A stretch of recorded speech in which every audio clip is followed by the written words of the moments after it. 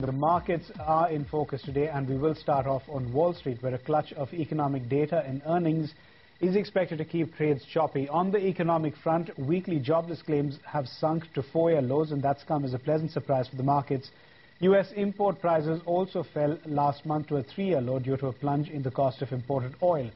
Import prices dropped 2.7%. The Dow Jones Industrial Average currently is trading at it's down about a half percentage point, trading at something like 12,500, just above that level. Let's also check in on the markets in Europe and Asia. We've got Reuters correspondents Kimberly Lim and Kathy Yang joining us from London and from Hong Kong. Kim, I'm going to start with you. Tell us how European markets are shaping up today. Well, it's a lower picture around the market, picking up off Wall Street and Asia.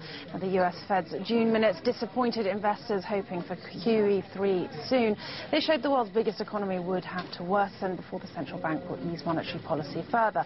Looking at what's moving, basic resources very much under pressure, tracking the dip in copper price on the back of the Fed's minutes, and, of course, an uneasy caution ahead of that China GDP data out tomorrow.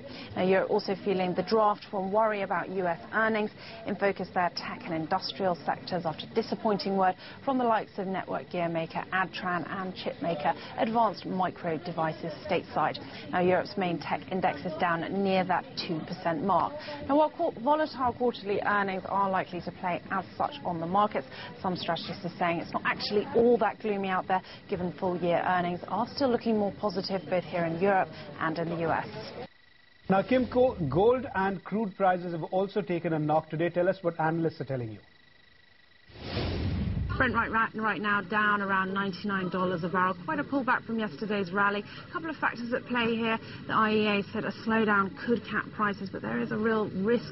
Nasty supply surprises could reignite a market rally. Also a fair bit of tepidness ahead of that China GDP tomorrow. Looking at gold, lower again this session. Similar story for the precious metal, caution post-Fed. As has been the recent trend in gold-dollar movement, we're seeing the dollar as the preferred safe haven bet up near a 2-year high. All right, Kathy, let's bring it to you. Asian investors looking all the more paralyzed by the Fed's indifference and ahead of what appears to be weak China GDP numbers tomorrow. Tell us what the mood was like in the markets today. This waiting period's really given investors more reason for concern as the Bank of Korea has just cut rates today for the first time in more than 3 years. And the drop in Australia's jobs numbers merely magnified worries beyond China's borders.